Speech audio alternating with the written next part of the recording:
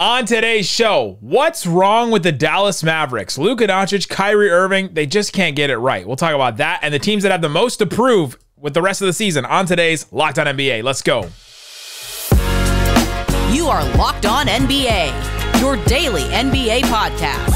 Part of the Locked On Podcast Network, your team every day. And welcome. You are Locked On to the NBA. My name is Nick Angstadt, host of the Locked On Mavericks podcast, NBA channel manager, and your team every day. Thanks for being part of the show, making Locked On NBA your first listen each and every day. We are free and available on all podcast platforms, including YouTube. But the best way you can help us grow the show is to do two things: to listen every day and to comment anything below. Let us know which team has the most to prove over the last 20, 18, however many games they have of the season. Let us know in the comment section below. We'll talk about that in segment 2. We will play our favorite game every single week, Count It Up, where we count out the most interesting, fun things in the NBA. And joining me to do all that is Pat the Designer. What you got for me, Pat? Don't be a ref around Fred VanVleet, man. Good Lord. It's free smoke, free smoke. All right, Fred, Rockford's finest, baby. Fred VanVleet. The Raptors will never win a game that Ben Taylor refs for the rest of time. I don't think. They just want to be what? Can you say that? Don't worry about it. They just want to be. These refs come in here and they just want to. We'll talk about that and count it up a little later when we talk about the most interesting, fun things in the NBA, including Fred VanVleet going off on the refs, Draymond Green taking Dillon Brooks to school, Anthony Davis wants to be like Pau Gasol, Giannis gets a triple-double revoked, all kinds of fun stuff. We'll do that and count it up. But let's start here with the Dallas Mavericks. Dallas Mavericks, Luka and Kyrie in tow, go into New Orleans. Second night of back-to-back for the Mavs. No Reggie Bullock, no Maxi Kleber, but the Pelicans don't have Zion. Ingram only played the first half. No Jose Alvarado, no Larry Nance Jr. So then this Pelicans team has played very badly recently. Very badly. They started like 23-13, have been a very bad basketball team since then. Lots of issues. You can listen to Jake Madison, Locked On Pelicans, about all those issues. But this Dallas Mavericks team loses 106-113. Luka Doncic leaves the game in the end of the third quarter with this thigh injury he's been dealing with. And the Dallas Mavericks just have some problems. And I talked about them a lot on Locked On Mavs tonight. But I wanted to talk about them here because I think that this is a bigger thing for the NBA right now. And Luka and Kyrie are this team that I don't know if anybody wants to play them in the playoffs. Do you want to play Luka in the first round? Is that something that you want to do? But they have so many holes and so many problems. Like, I don't even know where to start sometimes, Pat. Like what's the from the outside looking in? What do you think is the biggest problem with this Dallas Mavericks team? Jason Kidd. It's a good place. It's a good place to start. It's not even a question to me, right? Because to me, what I see with this Mavericks team always comes down to system. Now, is the talent on the team living up to par? No, I think there's some issues with your roster as well, right? I think that Christian Wood is a nice offensive piece, but sometimes when you see him on the defensive end, it's a little bit scary. But I think for the most part, right, like you look at the Mavs roster and there's not a lot of guys on there outside of your top two and Kyrie and Luka that strike fear in you. And so because of that, there is a lot of one-on-one offense that happens, and a lot of the offense that is created outside of that one-on-one offense is driving kick offense, which literally is just Luka Doncic driving into four dudes. They collapse on top of him, and somehow he squeaks the ball in between them with a really nice pass, and it gets out to the corner, and maybe Tim Hardaway Jr. knocks it down. 7 for 8, 1 for 7, same dude. You know what I mean? Just depends on what month it is. It just depends on the month, you know what I mean? So I think that to me, right, like outside looking in, the biggest thing that I've noticed is just how one-on-one the system is.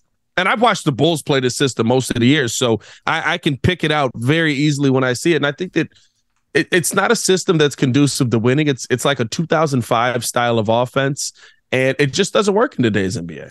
Now, the offense has worked. The problem is it's not imaginative. And whenever they run into any problems at all, it just completely deflates. They depend so much on three-point shooting. To your point, It is a lot of one-on-one. It starts and ends with that, basically, because it's one-on-one, Luka or Dinwiddie before, or Frank Ntilikina or McKinley Wright or whoever has been the point guard at certain times. Now Kyrie. Yeah.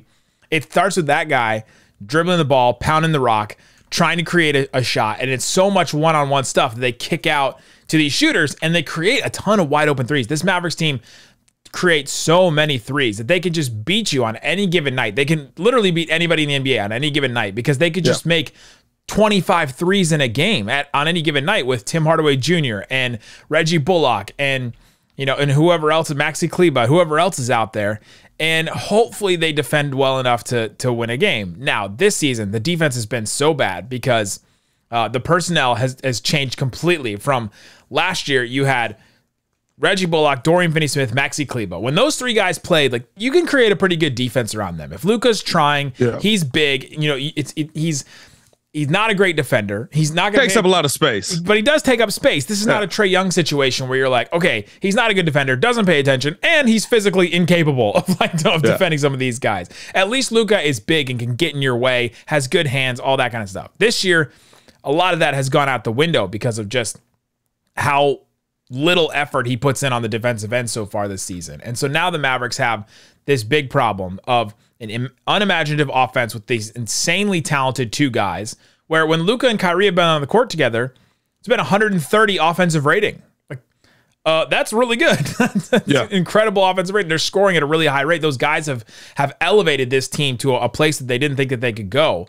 But then when it comes down to crunch time, there's nowhere to go, and they don't know what to do, and they don't have plays to call. It's only just Luka pick and roll. It's only just the double drag screen. It's only just Luka or Kyrie running something like that, and then just trying to make something happen. And so your point about Jason Kidd, I think, is correct. He has this thing against Christian Wood.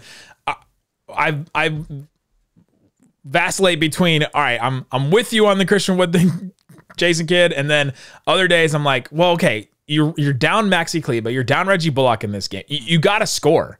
This team is not scoring. Like, this team has to outscore the other team. And Christian Wood's your best option to do that at certain points. Now, he makes a lot of mistakes. He is awful on defense at times. He's terrible. He's come up with big plays this year at times, though. He had a big block against Anthony Davis in the Lakers game. Like, he's had some big moments, but Jason Kidd doesn't trust him, and this is where we are. So what does a team with a bad coach do at this point in the season? Like, a coach that is inflexible, what do they do at this point in the season? I think that you look towards what you can accomplish this season. You look towards building chemistry with Kyrie Irving, who you hope is going to be there for a little while, right? I mean, pretty big trade to bring him in there. You hope that he's going to stick around with Dallas. He seems like he's at least happy being in Dallas, right? And I think you try to build as much chemistry with him and Luka, and you try to figure out what roles are, right? Like, right now, the one thing that we can say that probably won't change is Luka's not a really good off-ball player. He kind of needs the ball in his hands for him to operate at a high rate. But Kyrie Irving is. Right. So you need to figure out how their dynamic is going to be able to work together. Doesn't mean Kyrie can't bring the ball up. Doesn't mean he can't be the point guard on the team. But you got to figure out, to me, right, like, okay, where do we need to be on the floor? Once you figure that out, then you can figure out how to piece guys around them. These are two of the best players in the NBA by far. The two best isolation players in the NBA this season. Like, so to me, you have to figure out, okay, how do we insulate what's already here working successfully? It's weird because I can, like, compare them to the Bulls because of how close we actually are with how our seasons have gone. And that's really all we're on right now, right? We've got the same questions about Billy Donovan. We've got the same questions with Zach LaVine and stuff like that. It's just like, okay, but what's here that's actually going to work for more than just this year? And at least you guys have Luka and Kyrie to look forward to for more than just this year. But Luka Doncic now with this thigh injury, I'm not sure how long that's going to keep him out. It doesn't seem to be a major injury because he did try to play on it. He's been dealing with it for the last couple of games. And so we'll see what happens with that. We'll have you covered over on Locked On Mavs. Isaac and I will have episodes every day and every post game talking about that team. So Mavericks have a big problem. I think some of it starts with Jason Kidd, and is he holding Luka accountable? I don't know about that. We'll talk about that more on Locked On Mavs. But coming up, let's talk about the teams in the NBA that have the most to prove over the last 20 games. Honestly, we have 20% of the season still to play. It seems like it's ending, but we have 20% of the season still to go. Some teams have stuff to prove. I'll talk about the West teams. Pat will talk about the East teams. We'll do that coming up. But before we do, let me tell you about the Nissan All-Electric Player of the Week from the Nissan All-Electric 2023 Nissan Ariya. My Player of the Week. I'm gonna throw a curveball. Mikal Bridges. Mikal Bridges going over to Brooklyn. He now gets this starring role. He's kind of the star, the main guy on that team. This week, 3-0. The big comeback against Boston, win against Charlotte, win against Houston. He's averaging 33.5 points, 6 boards, almost 4 assists, a steal and a block, shooting 50% from 3, 8 free throws a game, shooting 92% from the line, plus minus on averages, plus 11. Mikal Bridges, this guy is electric. What he does is brilliantly fierce in the mid-range. He's stunningly powerful on defense. He delivers on duality, both sides of the ball, just like the 2023 Nissan Ariya. The 2023 Nissan Ariya packs pin to your power, pin to your seat power, and premium intelligence all in one EV. Shop now at nissanusa.com. All right, Pat, let's get into the teams in the NBA that have the most to prove over the last 20% or so of the season. I'll go with the Dallas Mavericks since we're on that right now. The Dallas Mavericks, I think, are one of the teams that has the most to prove over this last stretch because of some of the things we talked about in the first segment, is that Luka and Kyrie got to figure out the crunch time stuff. All of their losses when they've both played have come down to the final 5 minutes with 5 points, like between 5 points. That has been this team. They can outscore anybody. Their defense is not going to stop anybody. They're not going to get enough stops. They don't get enough stops against bad teams. The Jazz didn't have anybody. The Pelicans didn't have anybody. They still couldn't get stops against them. The Spurs the other day, the Mavs couldn't get stops against the Spurs, but they got to outscore you. And so they got to figure that out. They've got to prove that they can outscore teams like this and that they can play pretty much perfect offense through the rest of the season and that Luka and Kyrie can figure out stuff in the clutch. Give me an East team. Give me an East team that needs to figure some stuff out. My number one team, and I'm going to start with the positive, actually, and it kind of makes me puke a little bit, but this is an NBA show. The New York Knicks for me, because I've seen them go on that 9-0 streak. They did end up losing tonight to Charlotte, but I've seen them go, or yesterday, 2 days ago, I should say, to Charlotte. But I've seen them go on the 9-0 streak. Love what we saw, but again, who are you playing in those streaks? That's kind of what I'm looking at. They hit a little bit of a lull in their scheduling. So they got Utah, Brooklyn, Atlanta, Washington, Pelicans, 2 games versus Boston, Brooklyn again, Miami in there. Love that they went on this streak. Love that they got themselves moving in the right direction. I love how Jalen Brunson has been playing. I love how Julius Randle has been able to play off of Jalen Brunson. As a Bulls fan, right, it's amazing to see how when a point guard takes the ball away from a dude that shouldn't be playing point guard and passing the ball as much as he is out of his hands, how he can go out there and actually just play when he's focused on the thing that you paid him to do. But I think the Knicks kind of have to prove as the season continues on, right? Like, okay, how are you going to play against some of these top teams? They got Denver coming up. They've got the Clippers in that lineup. They've got Sacramento coming up. I think that's next, right? That game's tonight, actually. So I want to see, okay, prove to me now. I see that you can do it versus these guys. You did it versus Boston, top team in the East for sure. Let's see if you can keep that going versus some of these top teams. I need another West team, Nick. The Knicks are a good one because I think a lot of people think they're going to be a first round exit, but I don't know. I think they can prove something. Show me different. Show me different. I feel like they've got a point guard makes such a difference. And it's just, get the bell ready. It's a Tom Thibodeau team. Hey, it looks like a Tom Thibodeau team. I drug him back into it and got him to talk about Tom Thibodeau. I was like, we can't get out of this without you talking about Tom Thibodeau. That's amazing. All right, another West team for me. The Los Angeles Clippers of Irvine, I guess, or Long, wherever their new stadium is, with all the toilets, where all the toilets are. The Clippers, I think, have stuff to prove because going into this season, really smart people like Zach Lowe and people on this network picked the Clippers to represent the West in the finals. Now, at this point, our Clippers host, Darian Vaziri, is like completely out. He watches this team every day, and if you listen to Locked On Clippers, he's like, I'm out. I don't think this team has it for various reasons. They have stuff to prove, and some of it is health, but since the All-Star break, they are 1-5. They have one win, and it came against the Raptors, and they almost blew it, and Fred VanVleet went off on the refs, so whatever that means about that win, it's not a very concrete win, is what I'm saying. And since getting Russell Westbrook, it has just been abysmal to try and watch this team. They have blown leads. They have all kinds of weird stuff going on with Kawhi and Paul George. Westbrook was a starter, and It is just so weird to watch this team with so much talent, be so deep, have top end talent, mid talent, and like all the way down the roster. They fill a couple of holes at the the trade deadline, and now all of a sudden like this team is waffling with like the play-in, and we did not expect this team to be in that position. So I think the last stretch of the season here, this team, now that they're healthy, has something to prove. Give me an East team. The Atlanta Hawks. Caw-caw. They are 33. Did you just caw? Yeah, I cawed the Hawks. What's happening here right now? What's going on in Nick's house? I didn't have a bird sound. I don't have a bird sound. I think the Atlanta Hawks have a ton to prove here because like you brought in DeJounte Murray to kind of be the stabilization of this offense and help out a lot on defense.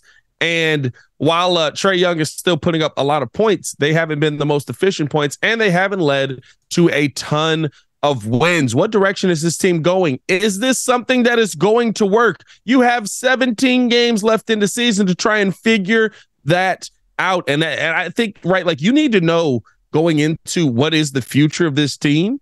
Especially with Quinn Snyder now being the new guy over there, right? Like, I think you need to know, okay, how is this going to work? How are we going to adjust? Very much like I said with what the Mavs need to do, right? Like, you need to be going into next season and going into this playoffs, but more so to me, going into next season, already understanding, okay, this is everybody's role.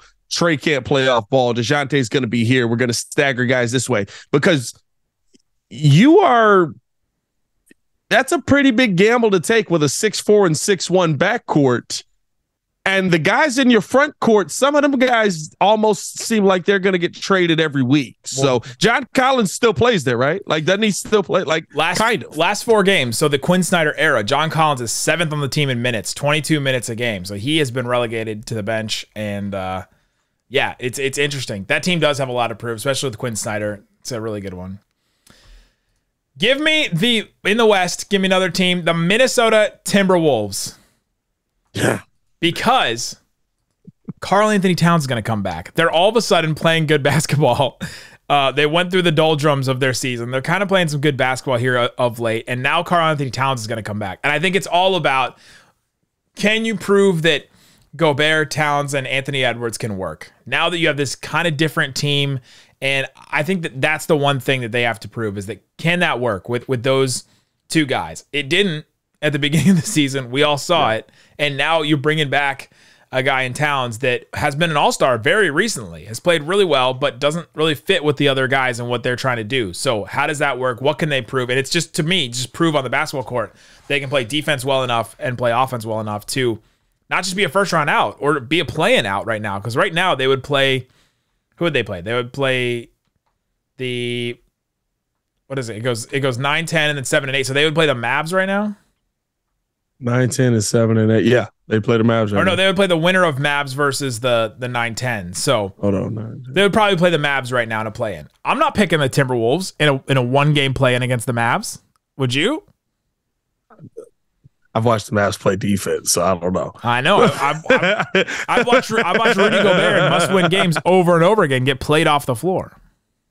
He's also got the guy that actually would pass him the ball, though. So yeah, I mean, Conley makes a little bit of a difference. I don't know. Conley can't play against the Mavs, though. This is also true. They played him right off the floor last year. Points were made here. The point of all this is they have some stuff to prove with Towns coming back. Give me an East team. Final East team. Listen, I'd be remiss if I didn't sit here and mention the team that I covered on a day in, day out basis. Go off. Because, my God, prove something. Like anything that you could prove anything to me. No, and weirdly enough, here's the thing, right? I think that they have started to prove some things, maybe not even just to the rest of the league, but just to themselves, right? You had to figure out if you paid the right guy. And if literally the only issue that went out was Lonzo Ball not coming back and you not having what we thought was going to be a legitimate point guard, Nayo Dosunmu, standing into the point guard position. I knew he was a combo guard, but I think the big thing was, right, like, okay, Is the problem just that Zach LaVine has the ball in his hands? Since Patrick Beverley has come on this team, and I'm not sitting here telling you Patrick Beverley is a world beater at the point guard position, and he's made a world of difference. Don't even start that. But what I will say is he's taken the ball out of Zach LaVine's hands, and he's made the initiative for Zach LaVine to say, hey, you're a shooting guard, shoot something.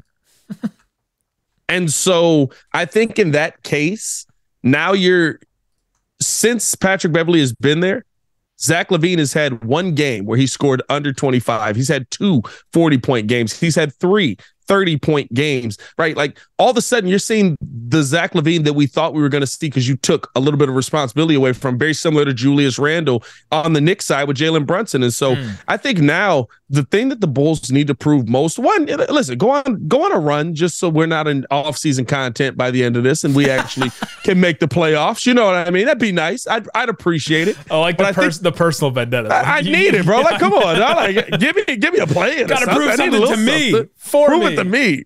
But I think the biggest thing that the Bulls need to figure out, right, is are there any pieces on this team that are moving towards a modern day offense? DeMar DeRozan could be one, but is he better suited as Spurs DeMar DeRozan than what we saw last year as Bulls DeMar DeRozan? There's a lot of questions on this team. There's a lot of things that I think the Bulls can actually go out there and prove. They beat the best team in the NBA last night, or the second best team in the NBA last night.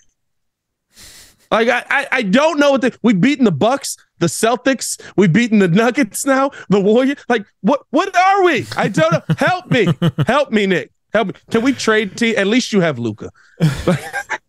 Coming up, let's play our favorite game every week, where we count out the most interesting, fun things in the NBA, including Fred VanVleet going off on the refs, Draymond Green going off on Dillon Brooks, and more. We'll talk about that coming up. But before we do, let me tell you about Built Bar. It's a protein bar, tastes like a candy bar. They're delicious, and according to their website, flavor so fresh, it'll slap your taste buds, Pat. I would agree.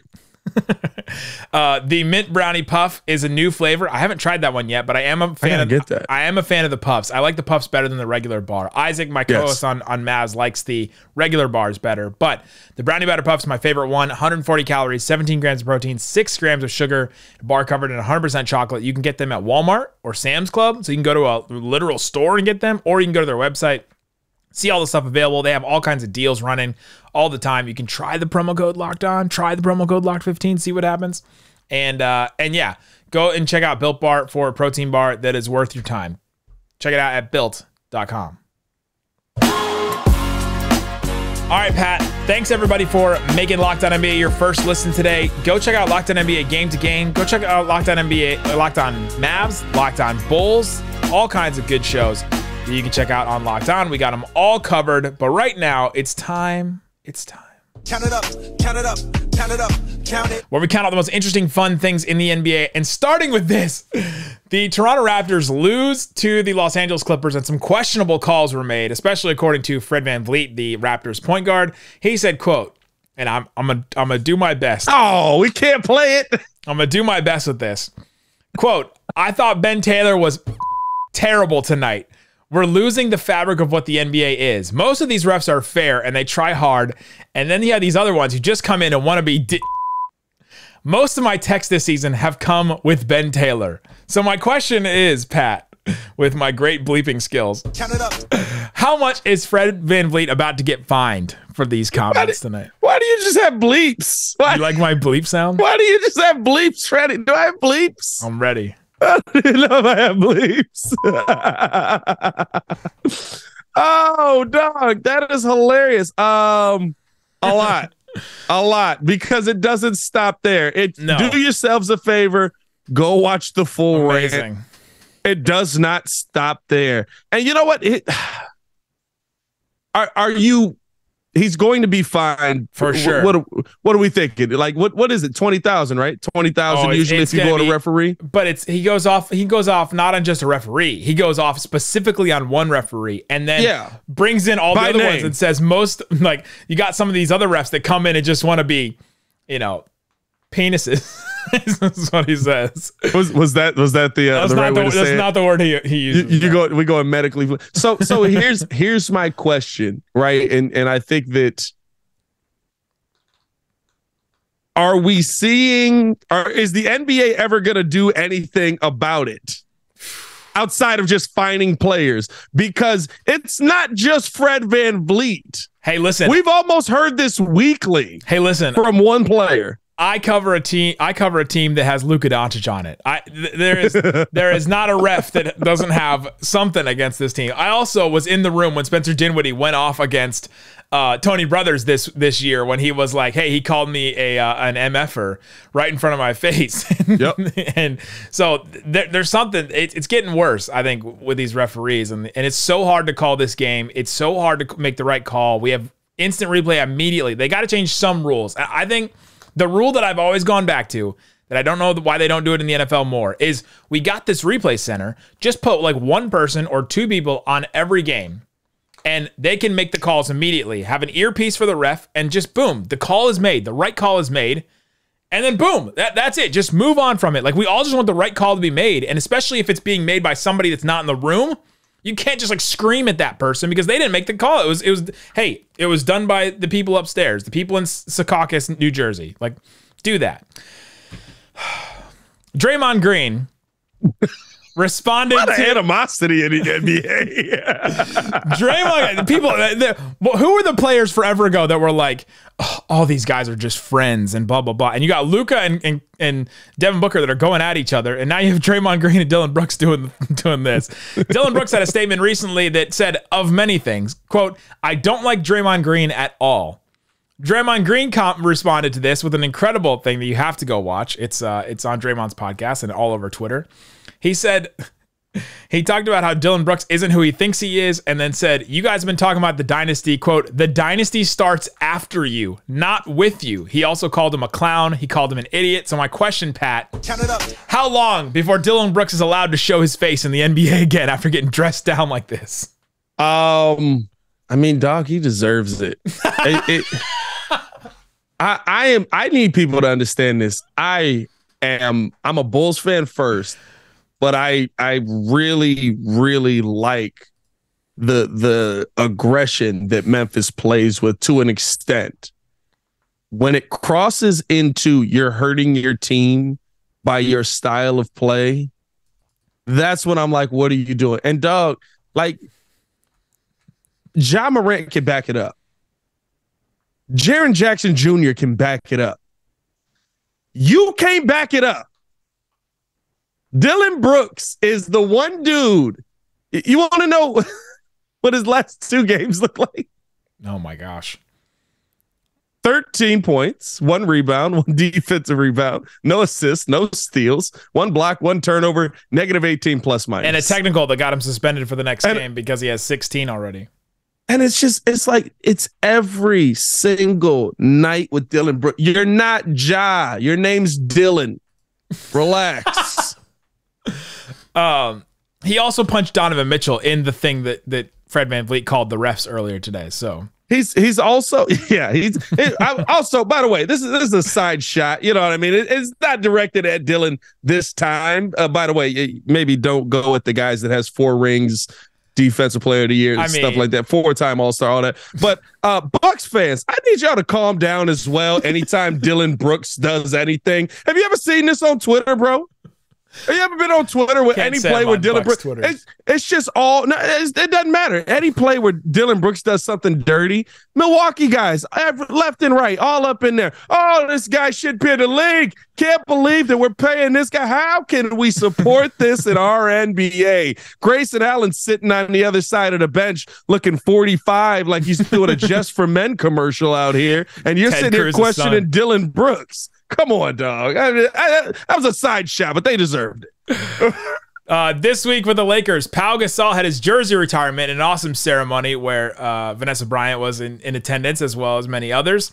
Anthony Davis, after the ceremony, said, quote, "I want to be in that group," talking about getting his Lakers jersey retired among some of the greats like Shaquille O'Neal, Pau Gasol, Kareem Abdul-Jabbar, Wilt Chamberlain. Count it up. How close is Anthony Davis to getting his jersey retired by the Lakers, Pat? At least 3 more rings.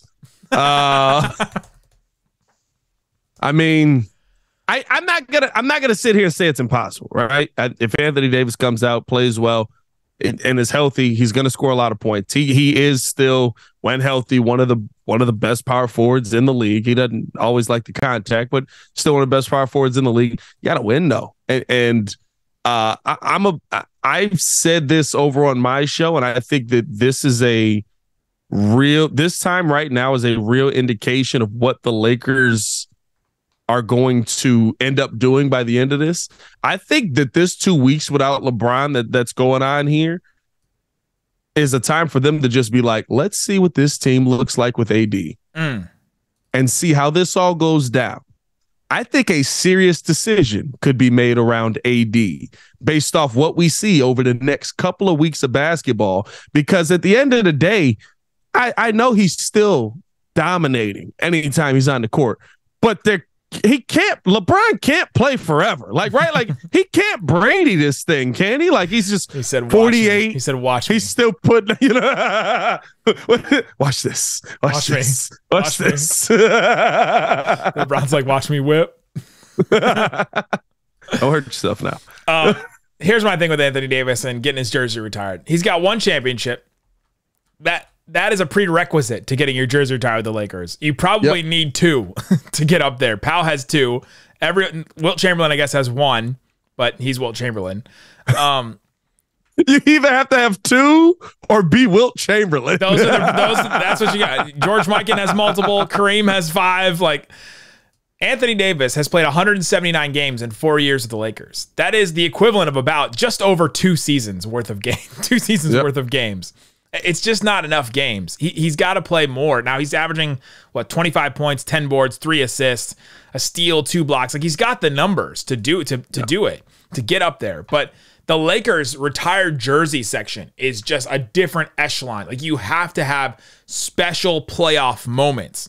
And so far, my guy has had one playoff moment and one playoff 5-game, like 5-game, or what was it, a play-in and then a 5-game series? Yeah.